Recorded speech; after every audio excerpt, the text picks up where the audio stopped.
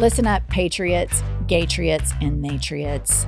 We have a new podcast that has dropped. It's called iHip News. It's Monday through Friday, every day, 15 to 20-minute hot takes on the political landscape of the United States of America, always served with a side of petty grievances. We are on all the available platforms, Apple, Spotify, Google, whatever you get your podcasts, and YouTube. Please go rate, subscribe, and review so that we will chart upwards with America's greatest legal mind. Pumps, what does an eagle say? Caw-caw. A little bit more enthusiasm. Caw-caw. That's it. That's Caw-caw. That's the patriotism that this country needs right there.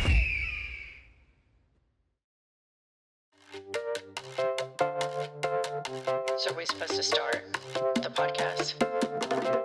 Ready? 1, 2, 3. Patriots, gaytriots, theytriots. Caw-caw. That's so good. I mean, it's like a 1-2 punch. You start with the clap, and then our patriotic Siberian Husky Eagle blend. I think that it just goes to show that as I age, I really am getting better. I mean, the caw-caw, I didn't know I could do that 6 months ago. Until we took the eagle back, I had no idea. Who knew? Who knew? Never needed a caw-caw before, but now I'm good at it. And it doesn't stop at the clap. That's just it's a 1-2 punch. The clap, yeah, and then the caw-caw. Have you noticed that I've made a concerted effort to do the arms with the caw-caw? I think that is what makes it so good, because you actually imitate an eagle. Caw! A lot of people, there's always a skunk at the garden party, obviously. And a lot of people I've noticed say, hey, that's not what an eagle sounds like. And what I have to say to that is, let me hear your best eagle. This is my eagle. Meemaw doesn't have that much more time left on Earth. Let her have it. And here's the deal. It's my interpretation as an artist to put my artistic, creative, whatever you call it, on the eagle. And my eagle says, caw. That's right. All right. What have you had it with? Okay, so we did some airport traveling recently. Yes. And so just as a general, I will say self-awareness. I've had it with people that lack self-awareness. But specifically, I'm sitting in an airport lounge. Uh-huh. There's no less than 50 seats. There's exactly 4 people in it. Myself and the 3 people I was traveling with. This guy comes and sits down. Like, they're up in this row. I'm in the second row by myself. I'm the only chair in the row. There are 3 rows behind me. Not one person sitting in it. Guess where this motherfucker sits? Well, I can only imagine he wanted right to next sit to me. Right next to. No, it wasn't like that. It was just lack of self-awareness that there's 50 seats available. Why are you next to me? I think he saw the golden eagle and he was like, he wanted to land right there. That's what I think. He was like, maybe that Siberian Husky wants to come out and bark. Was he attractive at all? No, and it wouldn't have mattered if it was Brad Pitt at this point, because I'm like, why are you sitting next to me when there are 50 chairs? Isn't it an unwritten custom of society that you at least leave every other chair unless you know the person? I would never just sit down next to a stranger when there's 50 seats. Yeah, that is kind of weird. It's weird. Yeah. It'd be like if you're at a doctor's office and there's, the whole lobby, and there's one person there, and you go and sit right next to the person. There's a psychology to it, to where you kind of create your own imaginary space with boundaries. Right. And it's like, why would, not only as a person seated, but even as the person choosing a chair, I don't want to sit next to someone I don't know.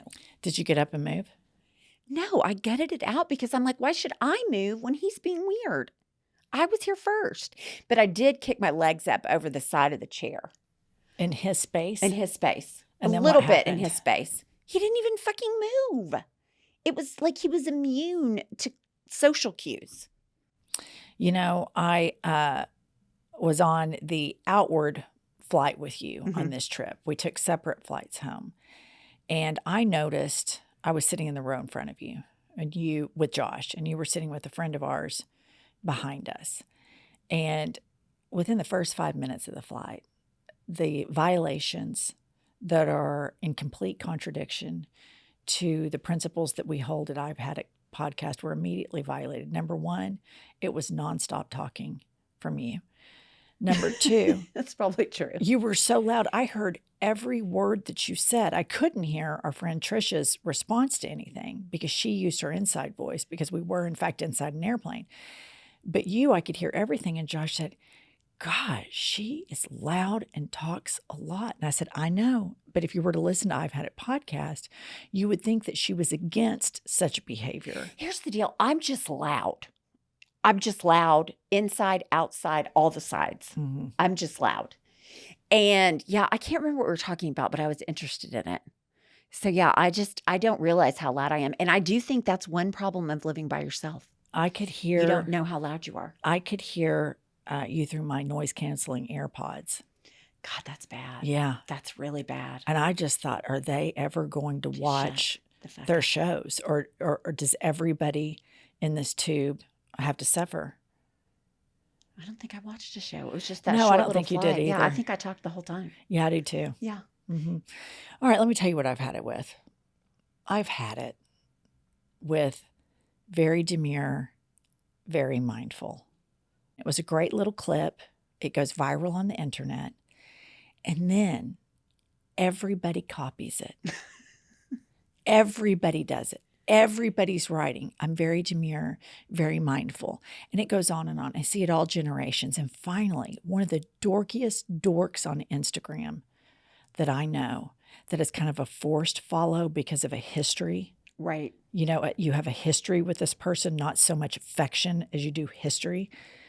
And in their story, this dorky dork throws out the demure and mindful. And I thought, you know what? That's it. I've fucking had it. Shut done. up. Get your own material. Everybody has to piggyback on one thing. And everybody's talking about being demure and mindful. And the original person that coined this and phrased it, I give all of the props to. Right. All of the copycats, come up with your own content. Do your own thing. I've had it. Have you not seen this? No, at least get a synonym. You know, I wouldn't copy the exact. Oh, no, it's millions of people that copied it. Wouldn't you say, Kylie? Yeah, and it was over like 2 weeks, maybe a week. It was funny, but my entire inbox from brands, companies, it was like new sale, very demure, very mindful, every one of them. That person, the person that originally started it, should get a cut. Right. And this is it's just complete copycat, and they're profiting off of it, and they're acting like they're creative and they're so hip and they're so cool. And basically they're boring and unoriginal and can't come up with their own shit. And I've had it with this. Like, come up with your own stuff. Absolutely. Okay, let me ask you this question because I'm not good at social media. Did it like the first few people did it and just were straight up copycats, and then the other people just wanted to be a part of the trend and it was kind of tongue in cheek, or was it straight up copycats across the board? I mean, you have an array of people that, you know, used it in a clever way the first few days to describe something or to meme something or whatever. And then you got, you know, Brooke that lives in the gated community 100 miles from any form of civilization, that drinks out of a Stanley cup, that freebases Fox News, that puts on her Instagram story something about her grandchild being demure and mindful. And I thought, I have fucking had it. I've had it with this. I don't like this. Get your own material, Brooke. Brooke, you suck. Brooke, you suck. Everything about you sucks. Get your own content. I've had it. Welcome to I've Had It. I'm Jennifer. I'm Angie. And our producer Kylie's here. Seth is here. Kylie, what's going on the internet? Am I out of the Kathy doghouse? No. I haven't Nope. heard my real name in a minute. Kathy. There we go. Yeah, that was just one slight error on my part, and I don't even know where it came from. Just called her Kathy out of nowhere. All right, I've got a 5-star review Okay. called Free the Eagle Pumps. Right on brand. Yep. It says, I love this show. Jennifer and Angie are so full of sass. I can't get enough. With like 10 exclamation points littered throughout. Love. The biggest turn on, though, is when Jennifer asks Pumps to do the eagle sound. And my queen gives her special caw-caw. All I do is sit in my office saying, Yeah, caca for me, baby. Love y'all. So now I'm being told that my caca is not only outstanding, It's hot. it's hot. It's a turn on. It's a turn on. I'm so happy. Turning on people for America. For patriotism. Yep. Love it. So, yeah. So let me tell you what Josh has been doing. When we go to restaurants, he has started saying to the waiter or waitress or host or hostess or register worker, hey, I need to tell you something. They'll say, what? And he'll say, thank you for your service. What? Yeah, he started saying, thank you for your service. And then he looks at me and he goes, get it?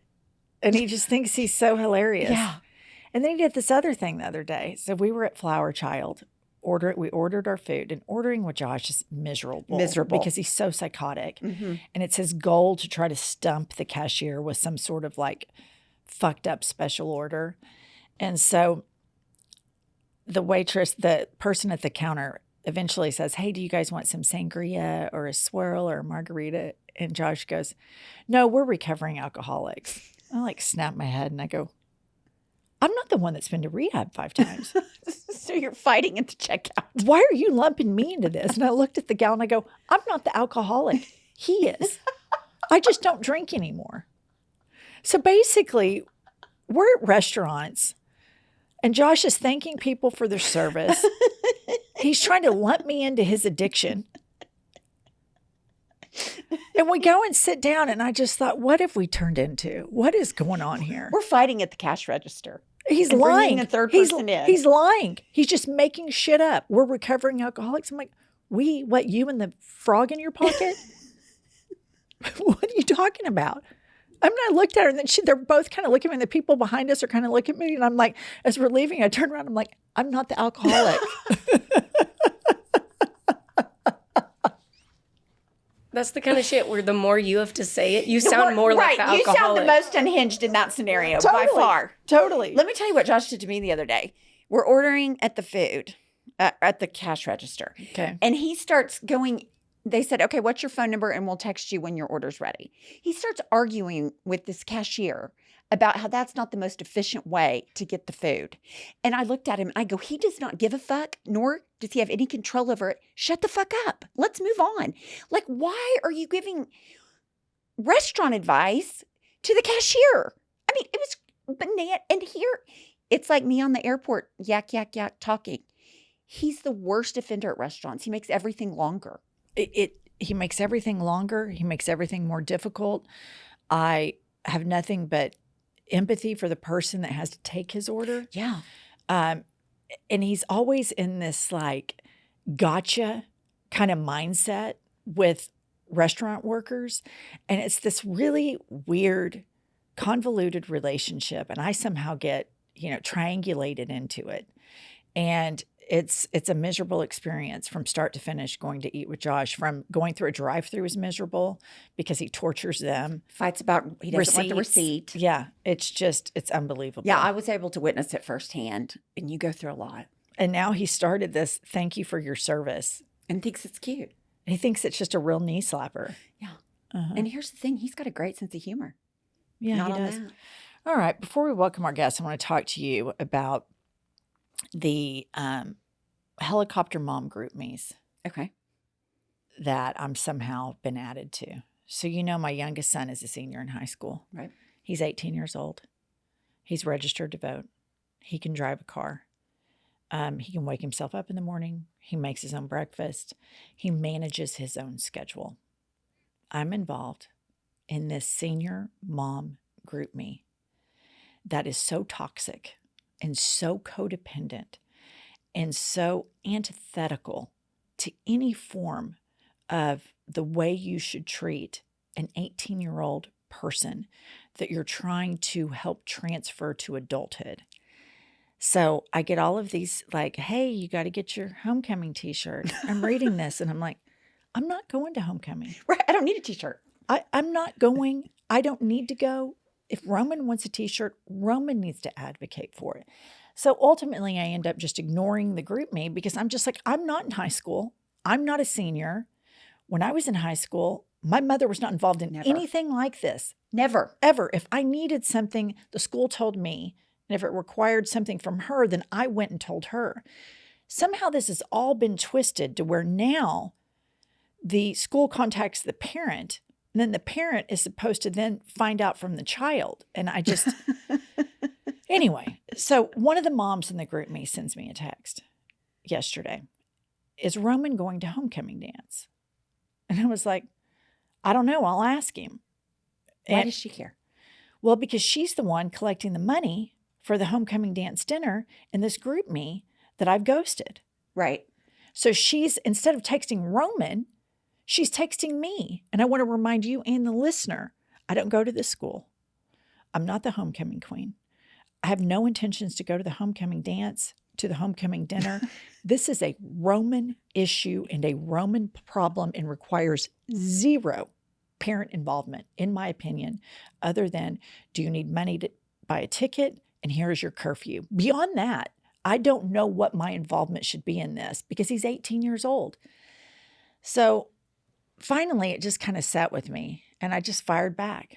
I said, as an aside, I'll find out from Roman if he wants to go to homecoming. But as an aside, I think this is unhealthy that everybody, I read it to Kylie yesterday. I couldn't take it anymore. Why are the moms doing all of this stuff for the kids? Doesn't it make more sense for the kids to have their own group me and then them come to us when they need something? Blah, blah, blah. And I kind of explain, because I genuinely think this is behavior that is impeding these kids in their transition to adulthood. I don't think it's healthy. I think it's toxic. And then these are the same people that call Gen Z, oh, they have so much anxiety, they're such pussies. And I'm like, well, I wonder why. Because mommy's been all up in their biz, all the way up. Now they're doing all these college play dates and all that crap we talked about before. So anyway, she replies back to me, oh, I couldn't agree more. She agreed with me. But so many moms want to be involved because it's so many lasts. Like last senior year is such homecoming dance. Ridiculousness. I'm like, it's not the last for the mom. It's the last for the kid. Mom's way past it. You're out of school, Becky. You're out. Quit. I can't take it anymore. I genuinely think that this is the biggest titty baby parade I have ever seen. Yeah. It's just, I think it is so toxic. I think it's toxic helicopter parenting that is out of control, that is behooving no one. And I don't think it makes the mom feel very good. I don't think it makes the kids feel very good. And I want no part of it. So that's why you fired back a text. I did. You know what? I went to therapy for a long time to learn how to draw boundaries. And I noticed that this was very toxic behavior. Why is she texting me? So you're going to call out their toxic behavior. Why Not is she on your watch. Why is she texting me? Shouldn't she text Roman to see if Roman wants to go to the homecoming dance? I'm not going to the dance. No. He's 18. If he were 10, I get it. Of course. That's a complete different thing. I had a woman come up to me last year and say, what are we doing for the prom? And I was like, I have no idea what you're talking about. She's like, well, I mean, for dinner and stuff. I was like, I'm not going to the prom. I don't know. What are we doing for the prom? I'll tell you what that woman needs to do is go get a hobby and a career. A job. And I think it's unhealthy to put that much pressure on your child, that their senior year is about your last experience of them doing something. I think it's toxic. I think it is toxic. Party of one, your table's now available. Get me the fuck out of the group me. I can't take it anymore. I can't take it. I don't like it. I can't take it. It's titty baby parade, toxic women. I don't like it. And I was like, women supporting women, blah, blah. I don't support this. Okay, I'm just telling you, it's going to get worse before it gets better. I already have had one that was a senior, and I did very similar things. I snapped back on some of the group me's. This is not my Why don't you first just rodeo. leave the group me? Well, I just check it when I need to. And it also gives me something to get mad at. And it also gives me something to make me feel normal about. But you all are unhealthy from Jennifer. Fuck you. All right. That's my 2 cents on that. If you are a listener and you are doing for your child what they should be doing for themselves, go ahead and get a Stanley cup. Go to a Trump rally because we all know where it leads. It all leads there. It's a straight line. It's a straight line. All right. We have a guest that we're so excited about. He is the host of Pod Save America and Love It or Leave It. Let's welcome to I've Had It, Jon Lovett. Joan Vassos is making history at 61 years old as the world's first Golden Bachelorette on ABC. On The Golden Bachelor, Joan made the decision to leave the show early, putting family first. Now she is returning to the Bachelor Mansion for a second chance at finding the second great love of her life. This season, 24 men ranging in age from 59 to 71 will attempt to capture the heart of our leading lady. Joan is setting out to prove that people in their golden years still have a lot of living left to do. Tune in for new episodes of The Golden Bachelorette Wednesdays on ABC and stream the following day on Hulu. I don't know that Pumps and I can say enough good things about Chewy. Our dogs love Chewy, and we love our dogs. It is so important to us that we keep our dogs happy and that we keep them healthy. Chewy offers over 100,000 products from all the brands that our pets love and the prices that we love. Also, Chewy offers pet prescriptions, pet insurance, telehealth vet visits, and is even rolling out vet clinics across the country. Thanks to Chewy's auto ship feature, I'm never getting that look from my French bulldogs that says, I am so disappointed in you because I never run out of the things that make their life fantastic. Listener, Chewy has everything you need to keep your pet happy and healthy. And right now you can save $20 on your first order and get free shipping by going to chewy.com/hadit. That's chewy.com/hadit to save $20 on your first order with free shipping. Chewy.com/hadit. Minimum purchase required. New customers only. Terms and conditions apply. Please see site for complete details. You know, Pumps, weight loss solutions are not a one-size-fits-all. Everyone deserves to have a weight loss plan that is tailored to their specific needs. So, listener, if you're struggling with losing weight and you need some extra help, it's time to check out Hers. I have found that Hers customizes my health and prioritizes what I need to lose weight and feel better. Listener, Hers is changing women's healthcare by providing access to GLP-1 weekly injections with the same active ingredient as Ozempic and Wegovy, as well as oral medication kits. Weight loss by Hers is realistic, not restrictive, and is focused on giving you access to the solution that is right for you. Listener, start your free online visit today at forhers.com/hadit. That's FORHERS.com/hadit for your personalized weight loss treatment options. forhers.com/hadit. Hers weight loss is not available everywhere. Compounded products are not FDA approved or verified for safety, effectiveness, or quality. Prescription required. Restrictions apply. Okay, let's welcome to I've Had It, the host of Pod Save America and Love It or Leave It, Jon Lovett. How are you today? Another great day in the greatest country on earth. Hey, how are you guys doing? We're doing great. You know, Pumps does a great eagle impersonation that our listeners quite like because we call them the Gatriots and the Patriots. Mm-hmm. And then Pumps does a thunderous eagle sound. Do it for John, Pumps. No, it didn't thunder for me because I think the algorithm that decides what we're allowed to hear thought it wasn't human. And so it did get quieted. It didn't sound like voice speaking. So it got brought down. But I'm sure it was extraordinary. You know, I have a funny story to tell you. So the first time we met you in person, we were at that fundraiser in Los Angeles. Mm-hmm. And Pumps and I go, and we're sitting at this table by ourselves. And we're kind of like scanning the crowd, and Pumps is way deep. I mean, balls deep in the liberal algorithm. And she's like, oh, here's this person, there's that person. So we see all of the Pod Save America guys sitting with Brian Tyler Cohen. And Pumps is like sucking on her vape, kind of hiding it. And she's looking at me and she goes, that's the cool kid table. I'm not used to this. We're not at the cool kid table. We're sitting here all by ourselves. They're laughing. They're having fun. People are walking by saying hello to them. And we're the dorks. We're the biggest dorks at the fundraiser sitting here by ourselves. Yeah, it was bad.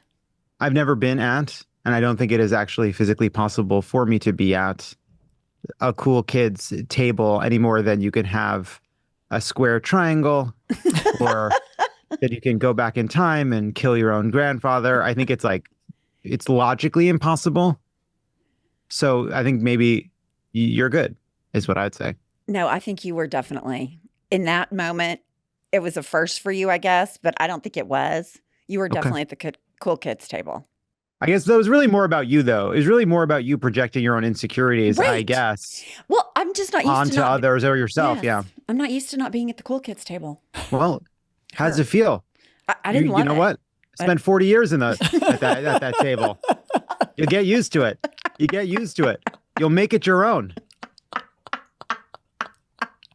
Yeah, she was not, we're talking about a former homecoming queen, Pumps, former head cheerleader, queen of her sorority, most popular girl at law school, the biggest female in podcasting, America's legal eagle. And there she was at the dork table with me. With her. Anyway, all right. Tell us what you've had it with.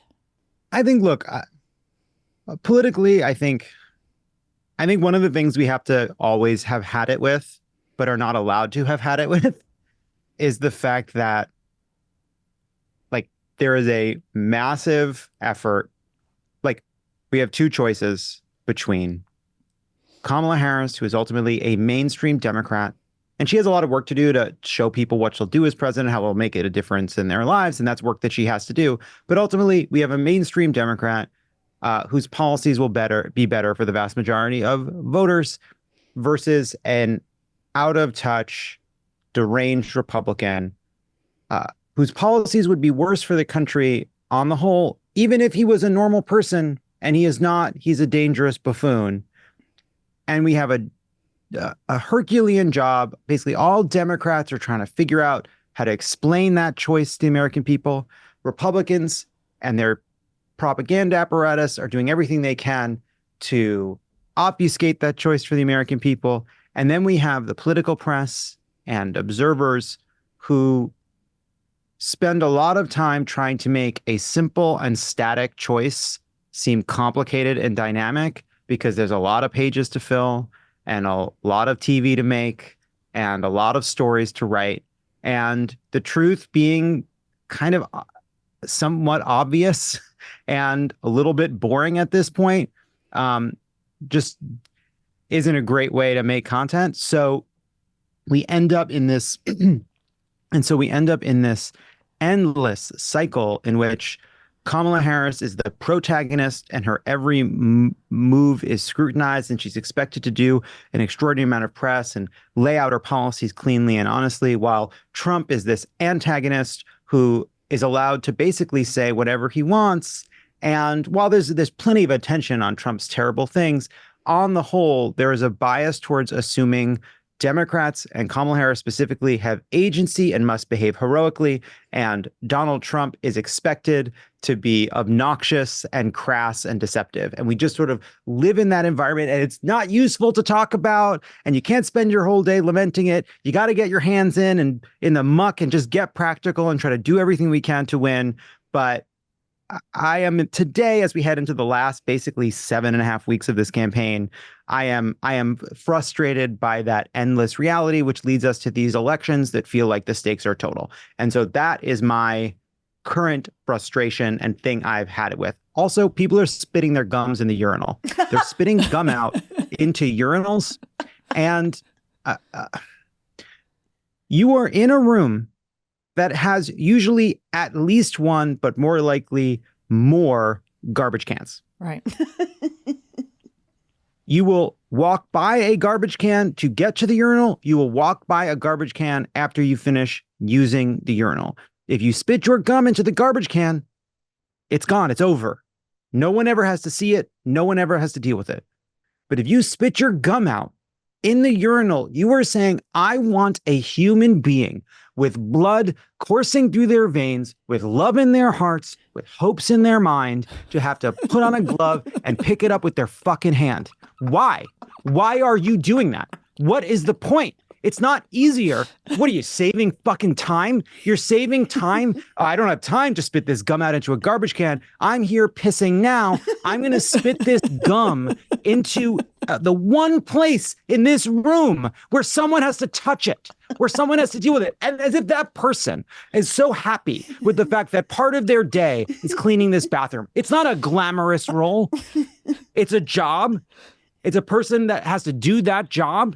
And you're going to make that person's job just a little bit worse for no fucking reason. Don't spit the gum in the urinal. It's madness. It's madness. I see it all the time. If it wouldn't be a deeply weird thing for other people to see, I would like to start taking pictures of the urinal. But if you take your phone out at a public bathroom and start pointing it down, people rightfully start asking questions. And so I'm not going to do that. But the amount of times I see gum at the bottom of a urinal is insane. It is insane. And I do think it is connected to how we got Trump. I agree. I'm going to tell you, I've been pushing a theory that I starting to turn into. We're starting to collect data, and I believe with every molecule in my body that there is a direct link between Stanley cups and Trumpism.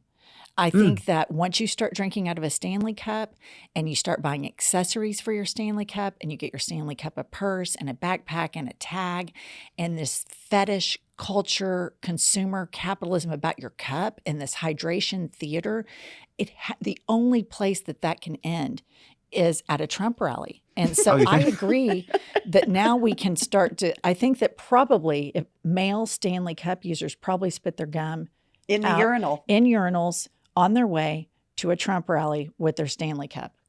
And where are we at? Where are we at on Owalas? I feel like I have a Wallace. Are they okay? On what? A Wallace? I don't know if it's the LGBT version of Stanley Cups at this point, but it's like that's what I use. How large is it? It's in all the sizes. I do think it's the size. I think it's once people are starting to walk around with basically a gallon container on a, like, kind of, once you're walking around with a liquid that requires the cantilever force to keep it aloft, Right.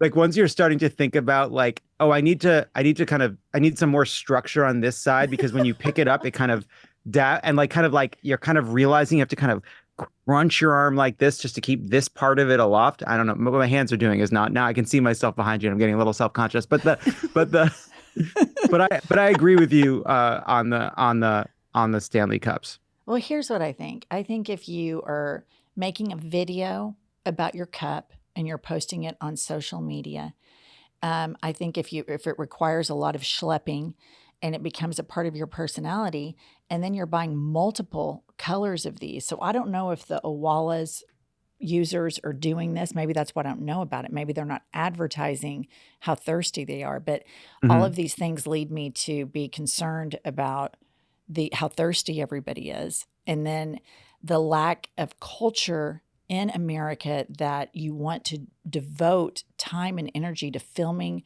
the cup that you drink a liquid out of and putting it to a song and then putting that on your social media. It really makes me unhinged. When I was a kid, I'm getting so old, but when I was a kid, the time for the drinking of liquids was a discrete period of time that took place between larger, longer times in your life. Like you would,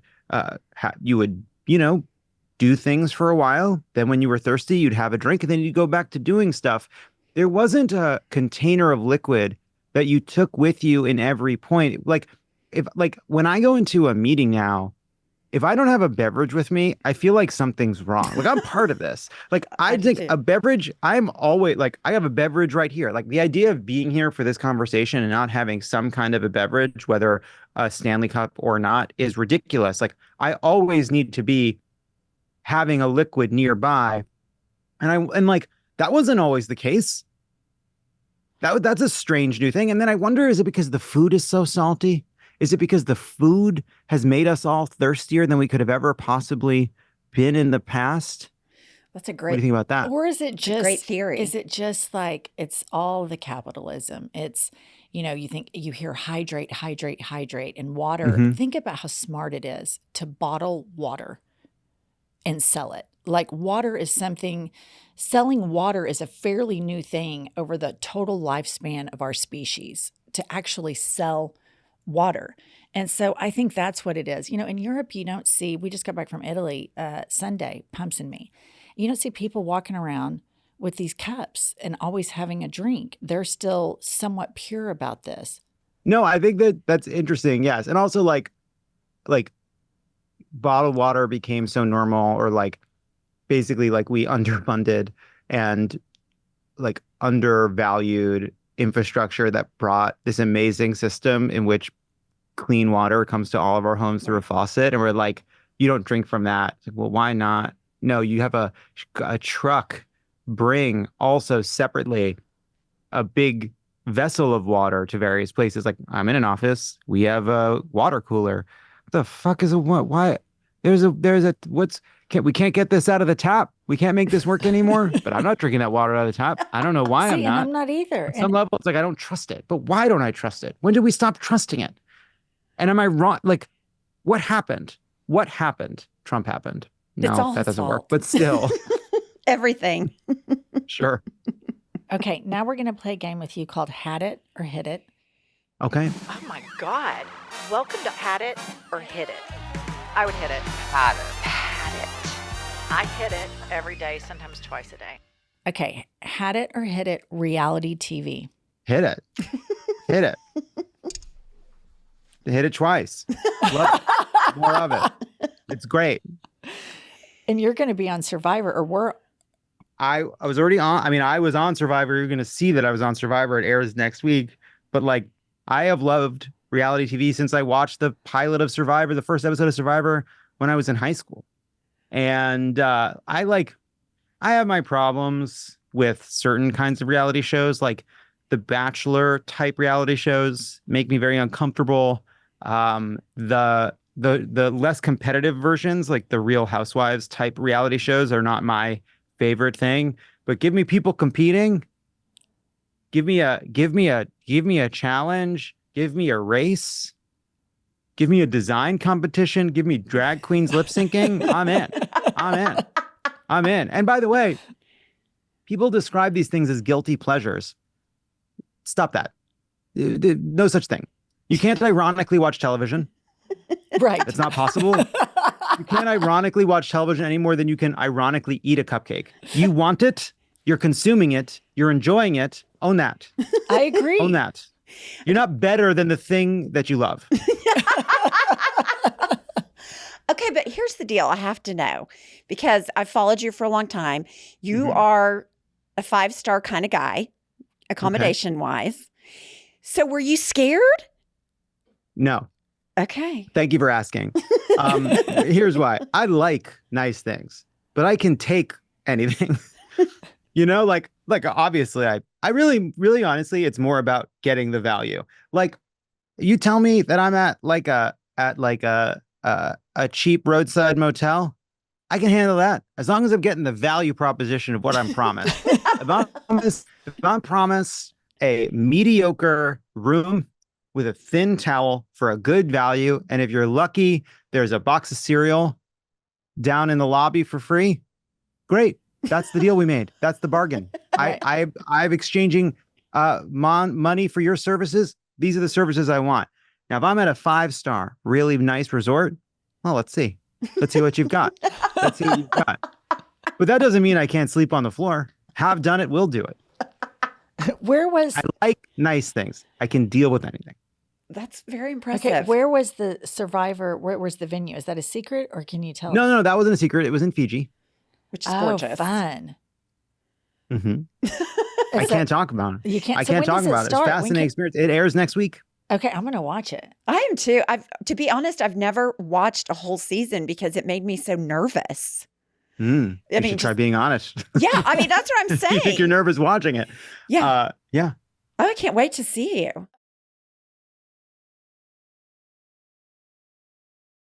Pumps, our ability to suck and then wake up the next day and suck more than the previous day is undefeated. It's unparalleled. We are the champions. If you would like to see how bad we suck, please join us in Seattle in September or New York City in November for, just some world-class shit talking. That's right. Live And in person. That's right.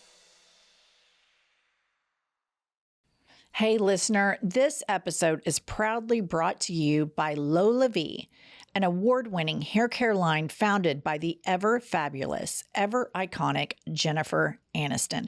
Pumps, what do you think about this new product?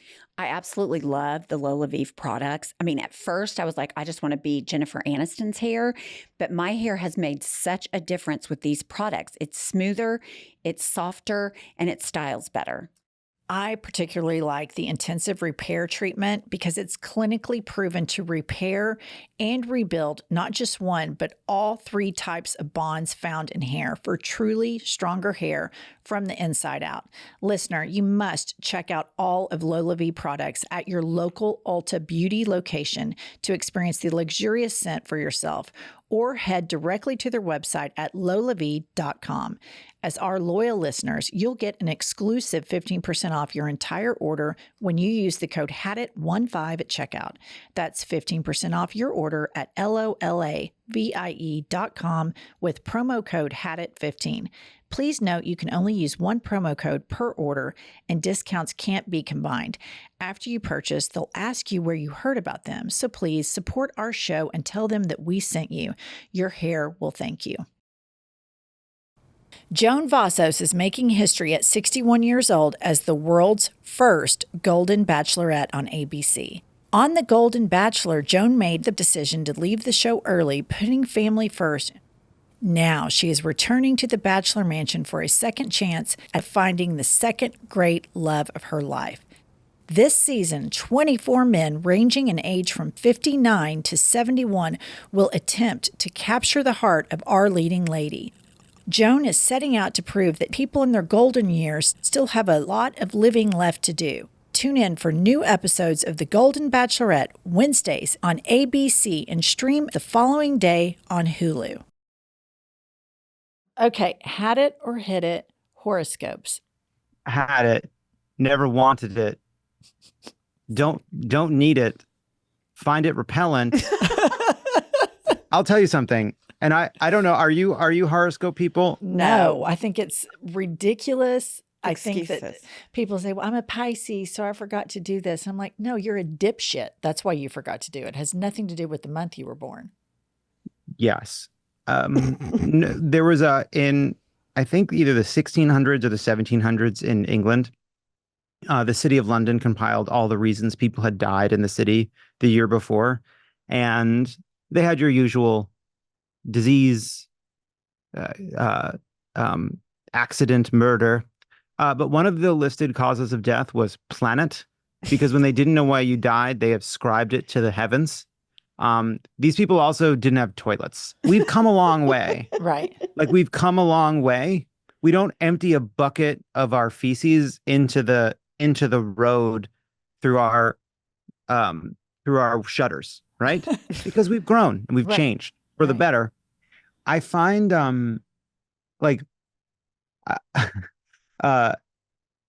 yes, I just find it like very awkward too that like people are like talking about their horoscopes and it's like, okay, well, what am I supposed to say? Like, oh, like you're a Scorpio, I'm an adult.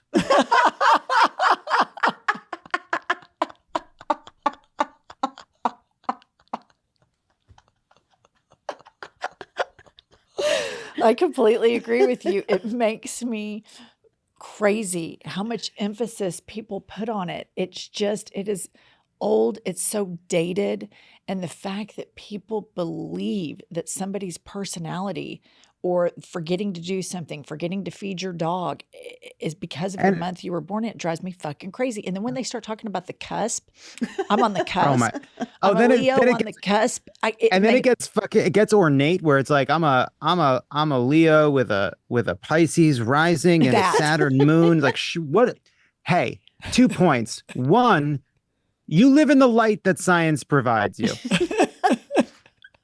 The benefits that are bestowed upon you every day because of the beautiful, simple, magical hypothesis, control group, test group results. Like, change the whole world. Made everything better. It's the reason you didn't die of an earache. You're lucky to be here. You're here. You're here because a bunch of people heard this mumbo jumbo and said there's got to be a better way. It's in everything. It's why your phone works. It's why your phone lets you look up these horoscopes. It's because a bunch of people said no thank you to this. It's a luxury that you get to do these horoscopes. And then, second point, I know maybe it's worth saying, and maybe it's not. People have done studies on this. They've looked at every personality quality a person can have, every trait, every characteristic. They have huge amounts of data because actually it's a pretty easy thing to study because all you need is your fucking birthday. And it turns out, no, your birthday isn't associated with how eccentric you are or whether you're on time or if you're neat or a narcissist. No. They've run the numbers. They've crunched the numbers. Huge meta studies. Hundreds of thousands of data points. Nothing. Not a fucking shred of data. Nothing. Yeah. But you can only date C signs. Shut up. You're not single because of where Uranus was. You're single because your standards are too high. I'm done. Oh, I love it. I mean, that is just exactly how I feel. I love it. Okay. All right. Let's move along.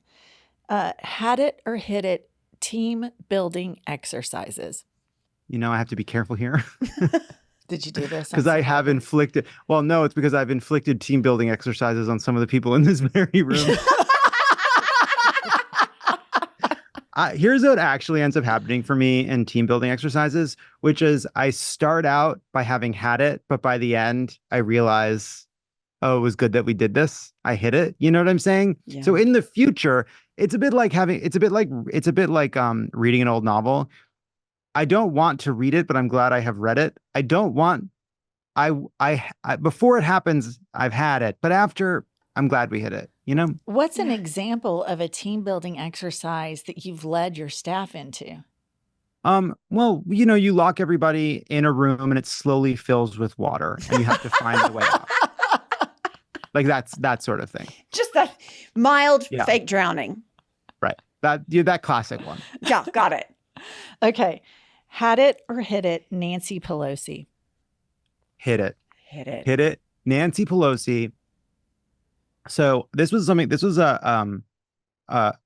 rant I had for many years when I thought she was underappreciated. There are many reasons people can have frustrations with Congress. They can have frustrations with the Obama era. Fine.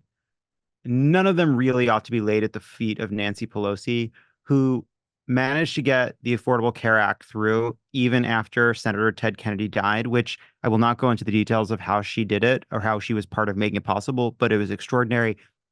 Even though it ended up actually, I think, costing some people in her caucus their seats, she got a climate change bill through Congress a decade before the Inflation Reduction Act. It ended up dying in the Senate, but she got it through the House. She got a ton of stuff done when she was a Speaker of the House. An extraordinary vote counter, vote getter, underappreciated because she's a woman.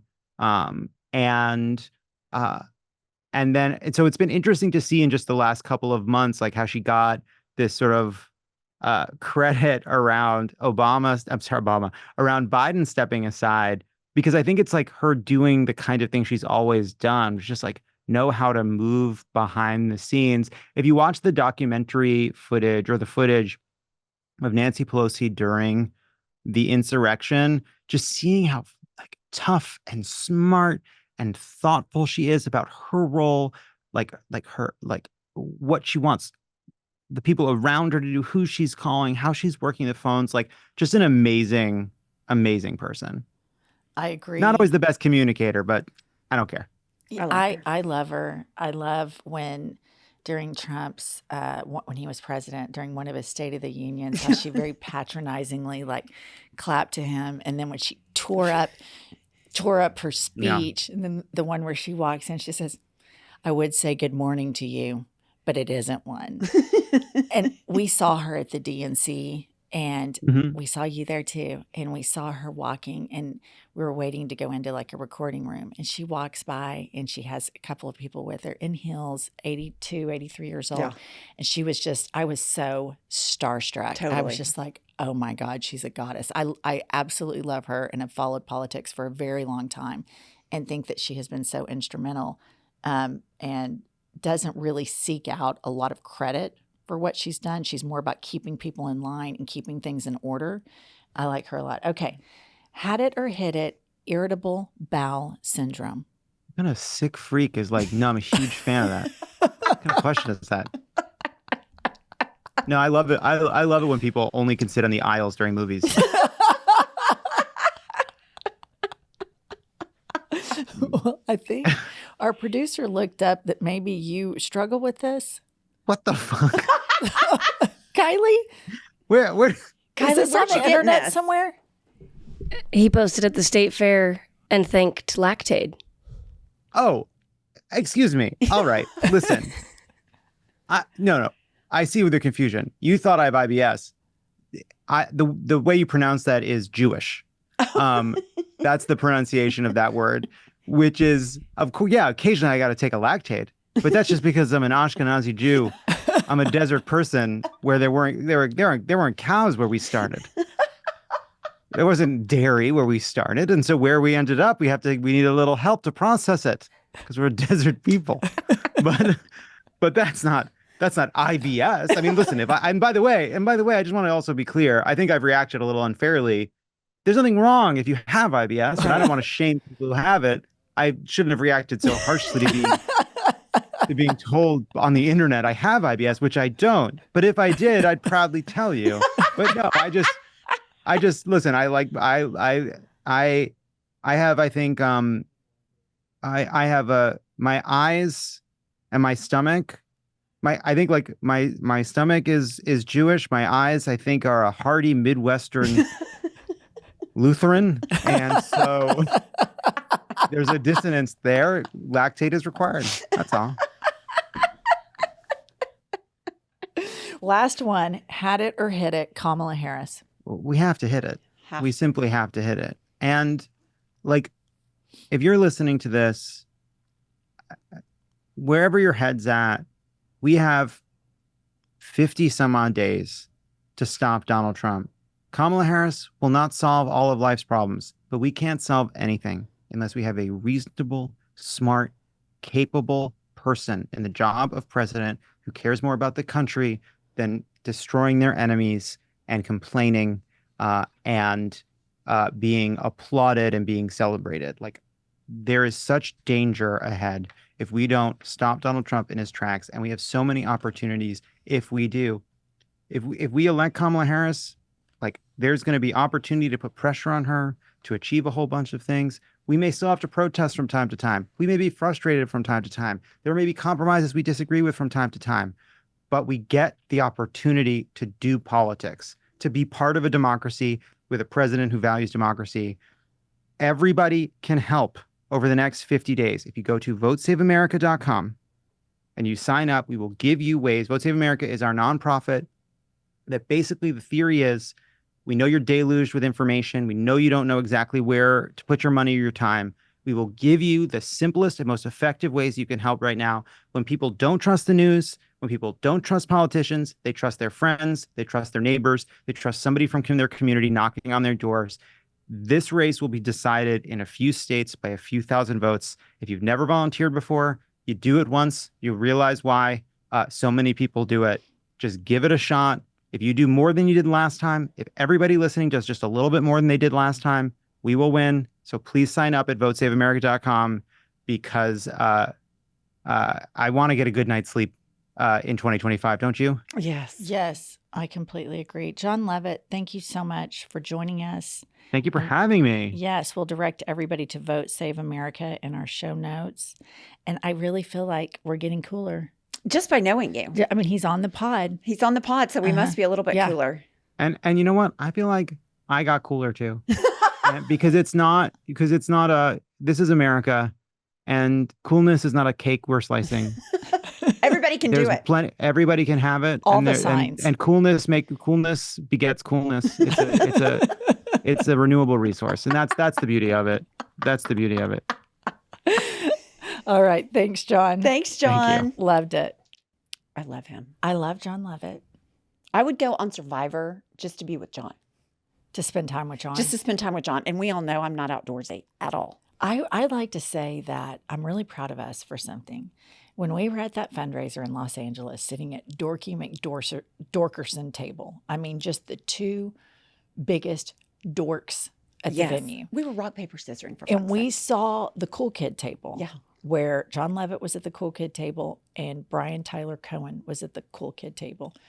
We have sought them out and, dare I say, befriended them. Might be an overstatement, but we're close. I mean, we Friendly. saw Brian Tyler Cohen at Yeah. the DNC. There was hugs. We saw him multiple times. How are you doing? I feel like he's our friend. Yeah, I did too. And Jon Lovett. Jon Lovett. I feel like the next time we're all at the same place, we could all be sitting at the same table. You think? I think it's possible. Oh, that's exciting. Yeah. All right, listener, make sure you like, subscribe, write a review if you would like to hear Kathy, our producer, read it to you. And Pumps, tell them. We will see you next Tuesday and Thursday.